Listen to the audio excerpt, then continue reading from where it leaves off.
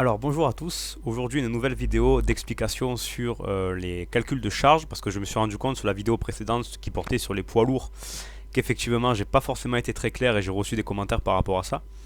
Donc là je vais vous expliquer plus en détail et plus simplement comment on calcule les charges au niveau des poids lourds et donc on commence tout de suite. Alors on commence d'abord par le porteur, par le poids lourd parce que c'est la chose la plus simple. Donc là je pars du principe qu'on a un poids lourd sans remorque. Alors petite précision, je vous rappelle que dans les permis, je vous avais expliqué que pour un poids lourd avec une remorque de moins de 750 kg, le permis poids lourd suffit. À partir du moment où j'ai une remorque de plus de 750 kg, à ce moment-là, j'ai besoin du permis poids lourd plus remorque, le CE. Mais bon, ça, je vous laisse voir la vidéo pour les explications. Alors au niveau du poids lourd, ce qu'on va voir, c'est plusieurs choses. Tout d'abord, le poids vide, ensuite la CMU, ensuite le PTAC, c'est-à-dire le poids total autorisé en charge, ou MMA, masse maximale accessible. Alors on va rentrer dans le détail. D'abord le poids vide, c'est très simple. Le poids vide, c'est tout simplement mon camion à vide, comme son nom l'indique. C'est-à-dire que je vais avoir la masse de toute la ferraille, de mon moteur, de tous les pleins qui ont été faits sur mon camion, et un conducteur de poids moyen entre 70 et 80 kg.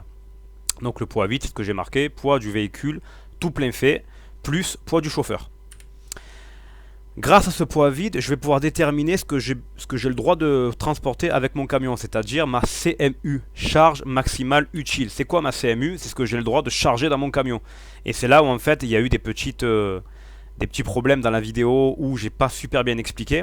Donc en fait tout simplement, la CMU, c'est le MMA, masse maximale admissible, ou ce que j'appelle aussi le PTAC, poids total autorisé en charge. Ça c'est l'ancienne appellation, moins le poids vide. C'est-à-dire qu'en fait, je prends mon camion, je prends le PTAC de mon camion, c'est-à-dire ce qu'il a le droit, le poids qu'il a le droit d'être, entre guillemets, pour rouler, moins le poids vide de mon camion, c'est-à-dire moins le poids du chauffeur, le moteur, etc., de manière à isoler que la charge maximale utile, c'est-à-dire d'isoler que la charge que j'ai le droit de mettre sur mon camion.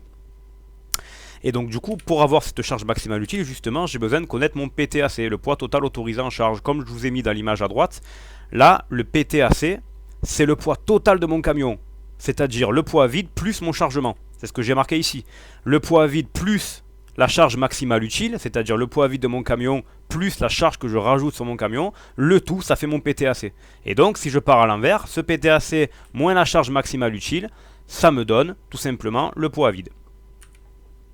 Pour le semi-remorque, c'est un tout petit peu plus compliqué. Pour le semi-remorque, ce qui va se passer, c'est que j'ai une remorque, comme son nom l'indique, et notamment qui fait plus de 750 kg. Donc pour calculer la charge maximale utile, dans le calcul, je vais devoir intégrer le poids vide de ma remorque.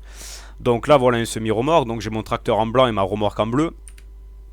Cette fois-ci, ma CMU, charge maximale utile, ce que j'ai le droit de mettre dans ma remorque, ça va être le PTRA. Alors c'est quoi le PTRA? Ben là, cette fois-ci, je suis plus dans un poids total autorisé en charge, mais un poids total roulant autorisé. C'est-à-dire que là, je suis sur un tracteur.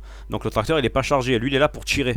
Donc, à la place de regarder le PTAC, je regarde mon PTRA de mon tracteur, auquel je vais enlever le poids vide de mon tracteur, parce que lui aussi, il faut quand même l'enlever, parce que mon tracteur pèse un certain poids, en général 9 tonnes. Et j'enlève aussi le poids vide de ma remorque.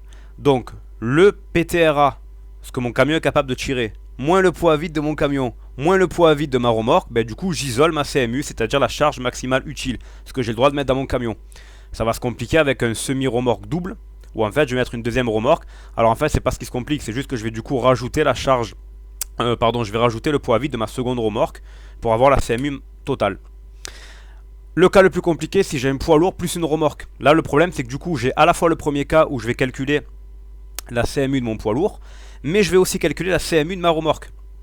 Alors là, je simplifie un petit peu les choses, mais grosso modo, à droite, j'ai mon Scania qui est un poids lourd, qui va avoir son propre PTAC, autrement dit son propre charge maximale utile plus poids vide, auquel je rajoute une remorque de plus de 750 kg, qui elle aussi va avoir son propre PTAC et sa propre charge maximale utile.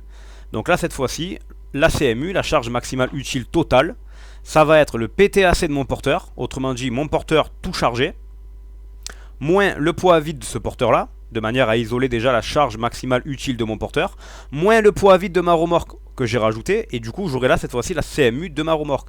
Donc là grâce à ça je vais avoir la CMU de mon porteur, c'est-à-dire PTAC de mon porteur moins poids vide du porteur, plus ma CMU de ma remorque, c'est-à-dire poids vide de ma remorque moins PTAC de ma remorque et j'aurai du coup ma CMU totale. Attention, il faut que cette CMU totale corresponde aussi avec les poids à vide de ma remorque et de mon porteur à ce que mon porteur soit capable de tirer. Justement à ce propos, petit point législation.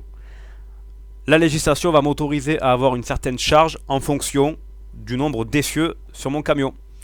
En effet, le code de la route m'autorise à prendre 44 tonnes sur un semi-remorque parce qu'il a 5 essieux. Petit dédicace aux États-Unis qui eux sont bloqués à 38 tonnes. Et pour un porteur, c'est 32 tonnes sur un 4 essieux. Alors voici un petit peu les législations. Donc 2 essieux, c'est 19 tonnes. 3 essieux, 26 tonnes. 4 essieux, 32 tonnes. 5 essieux, 44 tonnes. Bien sûr, la législation, c'est bien joli avec le code de la route, mais il faut savoir quand même ce que le camion est capable de faire, parce qu'il ne faut pas non plus dépasser ce qu'il est techniquement capable de faire. Pour ça, je regarde le MMA ou le PTAC, donc masse maximale admissible ou poids total autorisé en charge pour le porteur, pour savoir ce que techniquement il est capable de prendre. Et je vais regarder, donc en fait c'est ma CMU moins le poids à vide, charge maximale utile, moins le poids à vide, donc c'est capable de porter. Et je vais regarder le PTRA pour un porteur ou un semi, parce que lui il va devoir tirer le total. Merci bien. A plus.